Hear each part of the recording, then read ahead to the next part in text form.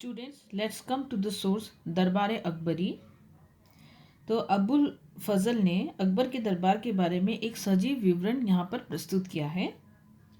जब भी महामहिम अकबर दरबार लगाते थे तो एक विशाल ड्रम पीटा जाता था और साथ साथ अल्लाह का गुणगान होता था।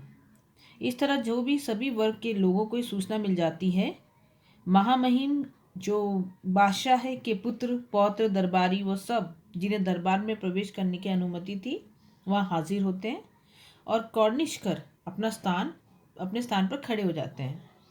कॉर्निश भी एक प्रकार का सैल्यूटेशन है जिसमें दरबार में आए अपने दाएं हाथ की हथेली को फोरहेड पर रखकर आगे की ओर सिर झुकाते हैं और ये इस बात का प्रतीक है कि कॉर्निश करने वाला व्यक्ति अपनी जो इंद्रिय है और मन के स्थल को हाथ लगाते हुए झुककर विनम्रता के साथ शाही दरबार में अपने को प्रेजेंट कर रहा है। तो यहाँ पे विद्वान हो गए, विशिष्ट कौशल में निपुण व्यक्ति आदर व्यक्त करते हैं तथा जो नया अधिकारी वो अपनी रिपोर्ट प्रस्तुत करता है और महामहिम अपनी अंतर्दृष्टि के आधार पर आदेश देते हैं और सभी मामलों को संतोषजनक रूप से निपटाते हैं। इस पूरे समय के दौरान विभिन्न देशों से आए आप देखते हैं रेसलर या ग्लैडिएटर रेडी रहते हैं। मेल्स और फीमेल सिंगर्स अपनी बारी की प्रतीक्षा करते हैं और जगलर्स करतब दिखाने वाले और टम्बलर्स कलाबाजी दिखाने वाले अपनी कौशल व दक्षता का प्रदर्शन करने के लिए उत्सुक होते हैं। द ज्वेल्ड थ्रोन, रत्नों से जड़ित सिंहासन जिसे तख्त ए मुर्रसा कहा जाता है। शाहजहाँ का रत्न जड़ित सिंहासन जिसे आगरा के सार्वजनिक सभा में रखा गया है, इसके बारे में बादशाह नामा में लिखा है। The gorgeous structure has a canopy that is supported by 12 sided pillars and measure 5 cubits in height from the flight of steps to the overhanging domes। तो सिंहासन के ऊपर जो कैनोपी या छतरी है वो 12 पिलर पर टिकी है। इसकी ऊंचाई सीढ़ी से गुंबद तक 10 फुट है। अपने राज्यारोहण के समय राजा ने यहाँ से आदेश दिया कि 86 लाख रुपए के रत्न तथा बहुमूल्य पत्थर और 1 तोला सोना जिसकी कीमत 14 लाख रुपए है से इसे सजाया जाना चाहिए। So during the time of his coronation, he had commanded that 86 lakh worth of gems and precious stones, 1 lakh tolas of gold worth another 14 lakh should be used in decorating it. So the throne was completed in the course of 7 years, and among the precious stones it was used upon it, it was a ruby worth 1 lakh of rupees that Shah Abbas Safavi had sent to the late Emperor Jahangir। इसकी सजावट में जो प्रयुक्त बहुमूल्य जो हम पत्थरों में रूबी था जिसकी कीमत 1 लाख रुपए थी, जिसे शाह अब्बास सफावी ने दिवंगत बादशाह जहांगीर को भेजा था। इस रूबी पर बादशाह तिमूर साहिब एक किरान, मिर्जा शाहरुख और मिर्जा उलग बेग और शाह अब्बास के साथ साथ अकबर, जहांगीर और स्वयं महामहिम के नाम अंकित थे। Look at this picture which occasion is celebrated. So this is the wedding occasion of Dara Shikoh. Wedding was celebrated lavishly in the imperial household.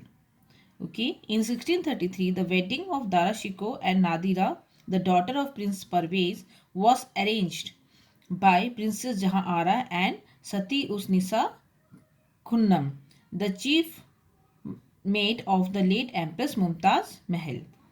An exhibition of wedding gift was arranged. Here you can see in the Diwane-Am. Similarly, the bride mother arranged her present in the same hall and Shahjahan went to see them. The Hina Bandi, application of Hina dye ceremony, was performed in the Diwane-Khas. Bitter leaf, cardamom and dry fruits were distributed among the attendant of the court.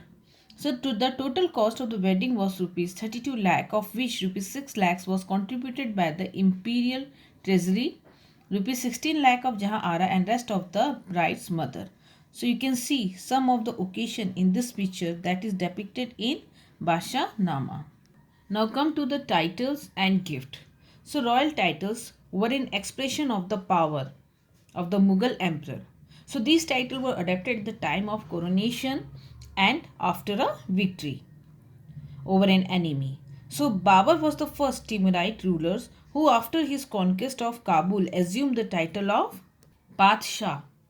He assumed the title of Pasha and asserted his superiority over the Chagatai and other Timuride rulers. And after his victory over Rana Sanga on the battlefield of Khanwa, Babur assumed the title of Ghazi. Babur was styled Zahir-ud-Din Muhammad Babur Pasha Ghazi. So he titled himself Zahir al-Din Muhammad Babur Pasha Ghazi. Humayun adopted the title of Nasir al-Din Muhammad Pasha Ghazi, and Akbar he assumed the title of Jalal ud-Din Muhammad Akbar Pasha Ghazi. Prince Salim, at the same time of his coronation, adopted the title Nur al-Din, Light of the Faith, Muhammad Jahangir Pasha Ghazi. And when we talk about Shah Jahan, on his coronation, assumed the title Abul Muzaffar Sahib Kiran-e Thani Sihab al-Din Shah Jahan Pasha Ghazi. Even in Mughal coin carried the full titles of the reigning emperor with full imperial protocols. So this Mughal emperor, okay, they awarded the titles to noble according to their performance in war and administrations. Here you can see title were awarded according to the status of man and the merit of his achievement. तो दरबारी अगर हम hierarchy की बात करते हैं, किसी व्यक्ति की नृत्य उसके द्वारा धारण की जाने वाली पदवी हो या टाइटल से जाना जाता है। आसफ खां का टाइटल हाईएस्ट मिनिस्ट्री को दिया जाने वाला टाइटल था, जिसका उद्भव पैगंबर शासक सुलेमान के मंत्री आसफ से हुआ। And Aurangzeb give the title here of Mirza Raja to his highest ranking noble Jai Singh and Jaswant Singh. Title could be earned or it could be paid. Here you can see Mir Khan. Okay, here Mir Khan, he offered 1 lakh to Aurangzeb for the letter A that is to be added in his name to make it Amir Khan. Even other awards included the Robe of Honor Khillat. Okay, you can see a garment once worn by the emperor and imbued with his benediction. It means that it is infused with the blessing of the ruler. And one gift here was the sarappa. The gift, इस gift के 3 हिस्से हुआ करते थे, tunic, turban और शैश। Tunic Jama, turban पगड़ी, शैश पटका। तो बादशाह द्वारा अक्सर रतन जड़ित आभूषण भी गिफ्ट के रूप में दिए जाते थे। बहुत खास परिस्थिति में बादशाह यहाँ पर पद्मा मुरस्सा भी देता था उपहार स्वरूप। ओके, जो कमल की आकृति का बना हुआ रत्न या सेट था। तो एक दरबारी बादशाह के पास कभी खाली हाथ नहीं जाता था। वह या तो नजराना जो कि धन के रूप में, थोड़ा धन के रूप में या पेशकश के रूप में मोटी रकम बादशाह को पेश करता था। In diplomatic relation, gift was regarded as sign of honor and respect. So this was performed by the ambassador also. Okay, they negotiate between the competing political power. In such a context, gift had an important you can say symbolic role. Thomas Roe, disappointed when a ring he had presented to Asaf Khan was returned to him for the reason that it was worth merely 400 rupees. So you can see here the importance of gift and their values. Now come to the imperial household or the imperial family. Here you can see term harem is frequently used to refer to the domestic world in the Mughals. So this word, it's originated in the Persian word haram meaning a sacred place. तो मुगल परिवार में आप देखते हैं बादशाह की पत्नियां, उनकी उपपत्नियां, मिस्ट्रेस, उसकी नज़दीकी और दूर के रिश्तेदार, माता, सुतेली माँ, बहन, पुत्री, बहू, चाची, मौसी, बच्चे इत्यादि, सर्वेंट्स और स्लेव, ये सारे यहाँ पे रहते थे। ठीक है, यहाँ पे बहुविवाह प्रथा भारतीय उपमहाद्वीप में अगर हम बात करते हैं शासक वर्ग में व्यापक रूप से प्रचलित था। पॉलीगैमी, ये यू कैन सी कि अगर हम वैवाहिक संबंध की बात करते हैं तो मुगल और जो राजपूत हैं इनके बीच में राजनीतिक संबंध व मैत्री संबंध बनाने का ये सबसे अच्छा तरीका था। ठीक है, और अगर in dowry a territory was given to daughter, this ensured a continuing hierarchical relationship between ruling groups. So in the Mughal household, A distinction was maintained here. You can see a distinction was maintained between the wives who came from the royal family and a wife who were not of noble birth. So the royal family wife called Begum and the wives who were not of noble birth were Agaha. So the Begum married after receiving huge amount of cash and valuables, okay, dowry that we call meher, naturally received a higher status and greater attention from their husband than did this Aga. So here you can see the Agacha occupied the lowest position in the hierarchy of the female. So they all receive monthly allowance in cash supplemented with gift according to their status. So the Aga or the Agacha could rise to the position of a Begum depending on the husband will, and provided that he did not already have wives, can also enjoy the status of legally wedded wives. So apart from wives, there are numerous male and female slaves populated the Mughal household.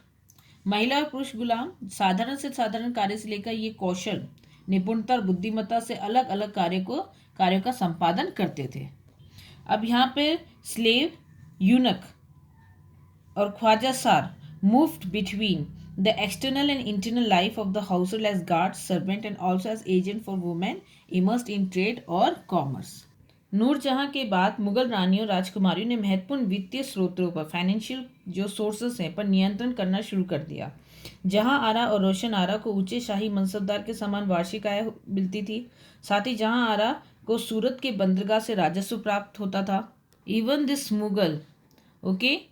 Mughal household to commission building and gardens. So Jahan Ara participated in many architectural projects here. First of Shahjahanabad, okay, that was the capital made by Shahjahan. The Bazaar of Chandni Chowk, it was designed by Jahan Ara. Then an interesting book giving us a glimpse into the domestic world of the Mughal, the Humayun Nama, okay, which was written by Gulbadan Begum. This Gulbadan Begum was the daughter of Babur and sister of Humayun. When Akbar commissioned Abul Fazl to write a history of his reign, he requested his aunt Gulbadan Begum to record her memoirs or the biography of earlier time under Babur and Humayun, so that the Abul Fazl could take help of these composition to complete his chronicle.